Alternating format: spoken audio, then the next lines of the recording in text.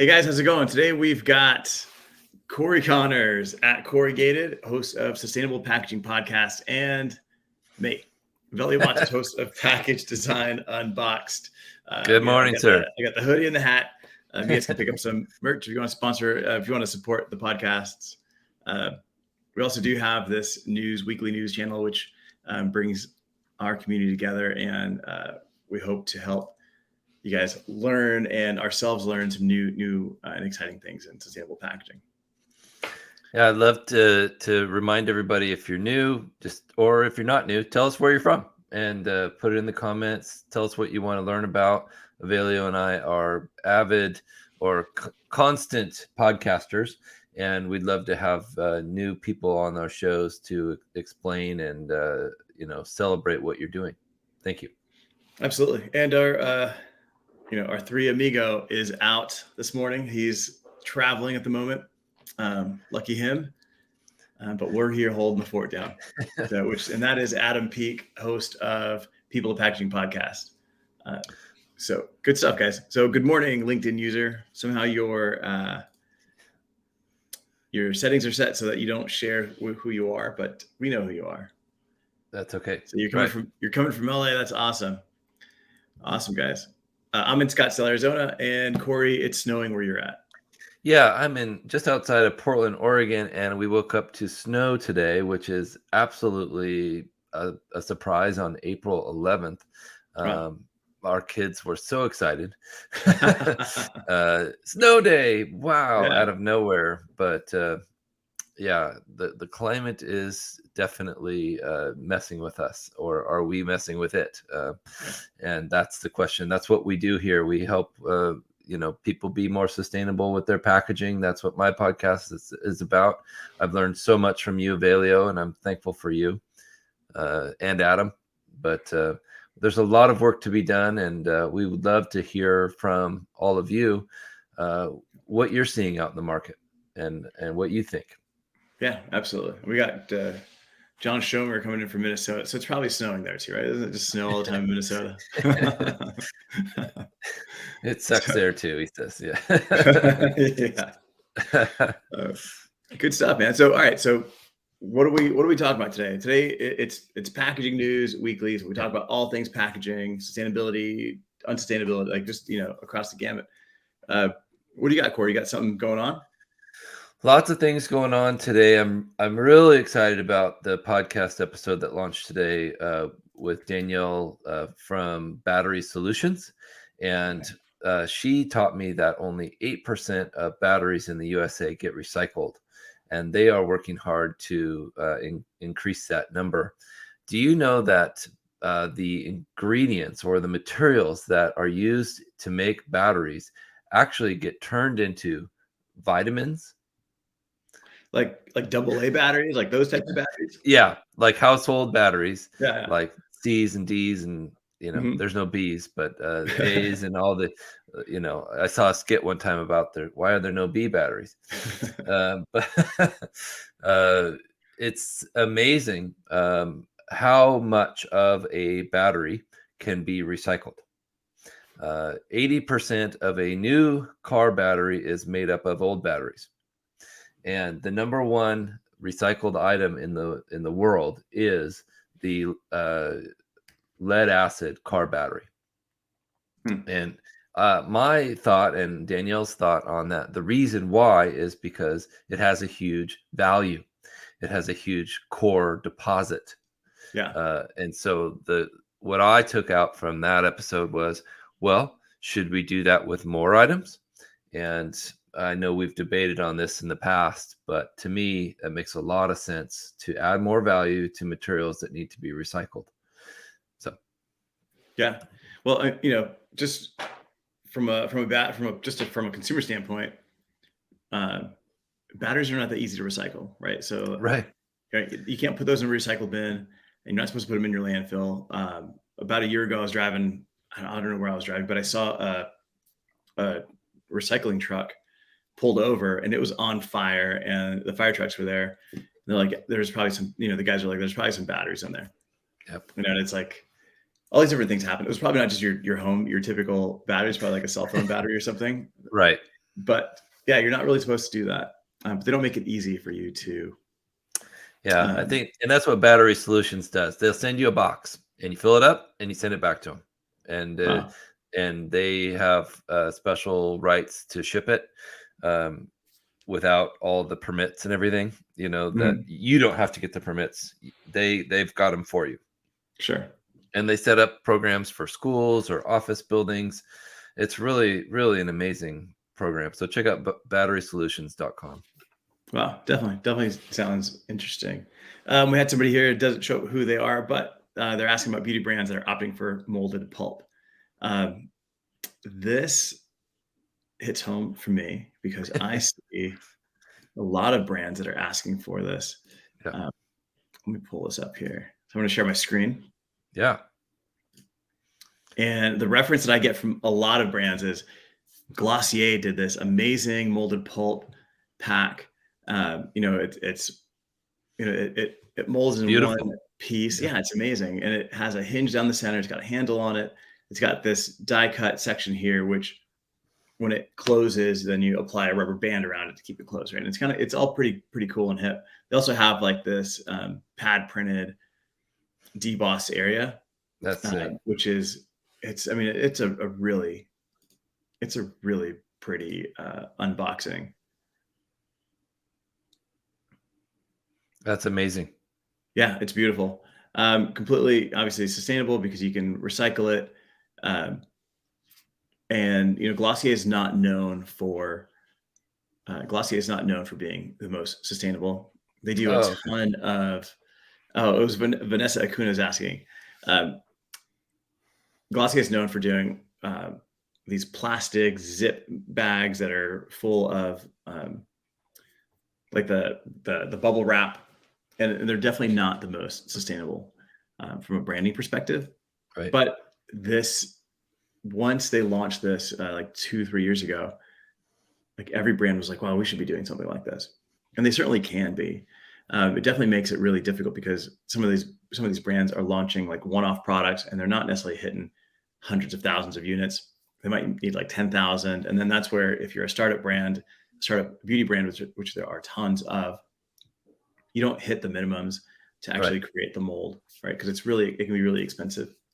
But over the weekend, I did see from Stefan, the founder of Lumi, that Lumi now does um, molded fiber. So if you're looking for molded fiber, you can definitely check out Lumi.com, and they do. He was saying that they're less of a packaging supplier, and that they're completely now just software. Hmm. Right? So they're more of a SaaS product. And by a SaaS product, and this isn't a Lumi commercial, but essentially you can log on here. They were just purchased by Navar, who's like the largest e-commerce company out there, essentially. So not only can you purchase product and track it all the way to your home, you can also purchase the packaging through these guys. And you can click up here, browse products. You've got all these different solutions. You can pick them up. They've got molded fiber as well.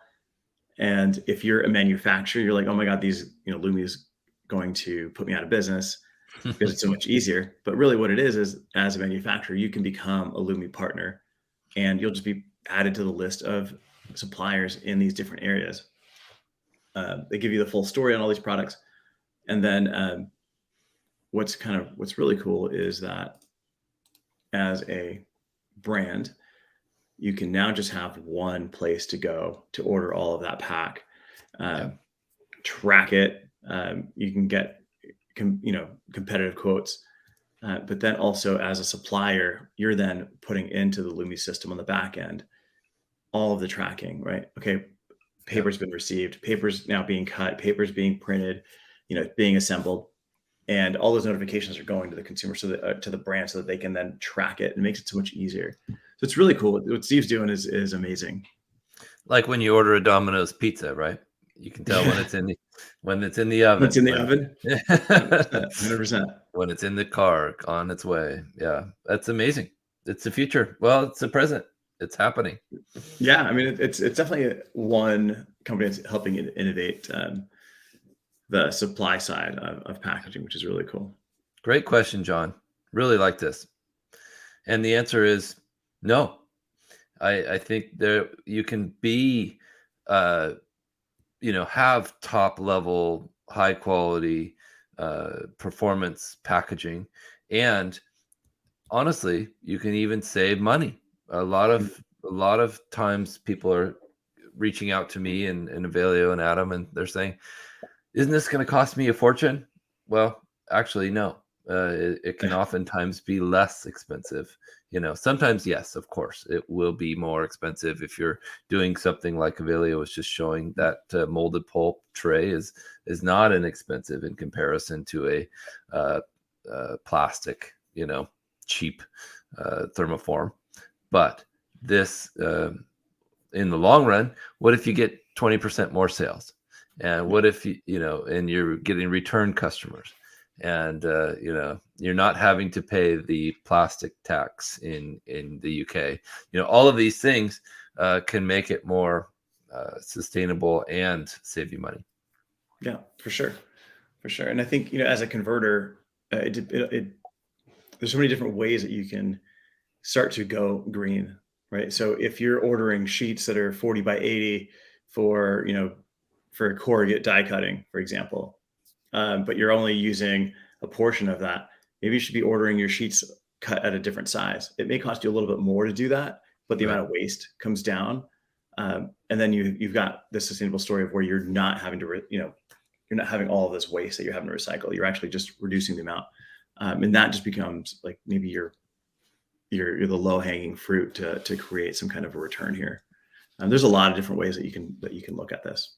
Yes, it's exciting. We're in a stage of innovation in packaging that I've never seen in my 24 years. Next month will be 25 years for me. I've been doing this since I was 5 years old, which is amazing. Most people don't start working that early, but I did. That's okay. Yeah. I mean, you even had a goatee and everything at that time. You're ready to go. I'll send you my first picture. It's pretty funny. So, not a lot of pulp manufacturers on the West Coast. There's not a lot of pulp manufacturers in the U.S. When you compare it to the rest of the world, but there are a lot of great manufacturers in Mexico. Yeah. Technically, the West Coast. Yeah. But yeah, I mean, they work with a lot of companies here in the U.S. They do amazing work down there, and it's easy in terms of trucking, right? So you can truck things in from Mexico to the U.S. pretty quickly, pretty easily, and it doesn't have a lot of issues there. Yeah, great new materials. Mycelium mushroom packaging is starting to improve. I'm seeing that more and more. I had a great interview, this future podcast episode with a company, Life Elements, and their mycelium mushroom packaging replaced polystyrene, and they were really excited about that. So that I think that'll take off more. It's it is space consuming, and the lead times are shrinking, but yeah, there are some very positive things. Yeah, I Michael, think. you see, Michael started pre-press as a toddler. Well done, sir. Yeah. This You is got it. You got to start them young in packaging. you do, man. 100%. 100%. Yeah, like you're saying, mycelium packaging is a great replacement for styrofoam. Styrofoam is a great product to replace because it is solid, it is bulky, you can't nest them. So you're having those space issues already. Yep. Replacing it with mycelium is a great solution because you're going to have the same space issues that you would with styrofoam. Where I see a lot of companies coming and saying, "Hey, I've got this molded plastic, this thermoform plastic insert, and I'd like to replace it with mycelium." That's not a good replacement. It sounds great, but it's not, because now all of a sudden you've got a product that you can nest 1,000 in a small box to, you can only fit 40 of these in the same small box. Very true. So, exponentially, you're getting massive amounts of volume growth there, which then snowball into more containers, more storage, more trucking, like just goes down the line. All of a sudden, this green solution isn't quite as green anymore. So definitely things that you want to look at when you're making these decisions. But mycelium is awesome for a product that's already taking up a ton of space and just has no waste stream for it. So that'll be a great episode to listen to for sure. Thank you. Yeah. And then in terms of my podcast, I've got this week is my last Penn Awards partnered up podcast. The Penn Awards contest is closed. So if you were thinking of entering, we can talk about next year. I'm stoked. This year, I'm a judge. I'll be in London to do the final review of the product, which is exciting, and then doing the gala event. I think is in September. Super excited about that. That's in London too. Yeah, that's in London also. The Royal Hall something, which is pretty amazing. So how do you recycle mycelium? Great question. Great question, Estera. Thank you. You don't is the answer. You compost it. Throw it in your backyard if you have one, or you put it in with your yard debris, or you hopefully have an industrial composting facility. But according to the sources I've heard, it's one of the most compostable and easily compostable items in the packaging world. Yeah. So it's not the perfect solution, but it is a better solution where the foam has no outlet. Right. You could go to your local park and just bury it, and it will go away. Not everybody lives with where they have access to a backyard. That's it. Right, or they are not able to compost, or if they have one of those little countertop composters that I've seen, you wouldn't be able to fit any of these products in there, but you can definitely break it down, put it in your plants. There's a lot of different things that you can do. Obviously, if you're getting repeat Amazon boxes full of mushroom packaging, you're going to be mushroomed out. But there's always a solution for that. Yes. Yeah, great question, Estera. Thank you. For sure. Tim, buddy, what are the stats on how many people compost? I think the last stats I saw were more than I expected. It said it was almost I think it was 40%. Wow. It doesn't sound correct to me, but that's just, me not doing any research. That sounds too high. I feel like it's probably closer to 20%, but I haven't researched that. I know it's not readily available industrially or at your local municipality. It's not getting set up very fast. And it's a lot of energy consumption when it is set up. So there are some downsides to it, but this material is very backyard compostable, which is, in my opinion, the best compostable, because it's easy to do. If you have any dirt in your backyard, you could do this. Yeah, for sure. And EPA says it's 35% of people compost. That still sounds really high to me. That's a surprise. I didn't think so. Good question, Tim. Great question. I don't know who they're asking, but I don't think that's right. Yeah. I don't give people that much credit. It's not easy to compost, for sure. No, but it's worth it. For sure. Absolutely. All right, guys. So we're wrapping up today. Yep. Wednesday, you can catch us on the audio program here on LinkedIn, and that's our networking hour. Yep. 10 a.m. Pacific. Yes. Perfect. You can hop on Corey's LinkedIn page. There'll be a link there. You can hop on mine or Adam's, and we get on there and we'll pull somebody up from the audience. We'll talk through what they offer, some about their material, of who they are, their company, and then the goal is really to have everybody connect. Our ultimate goal is to connect the entire packaging industry to one community. Yeah, because we can all help each other. Yeah, we'll have a guest host. Vicky Stroll is going to be our guest host. She's a marketing whiz, and I'm excited to talk to her. So thank you all. Yeah. That should Great be show. good. All right, guys. We'll talk soon.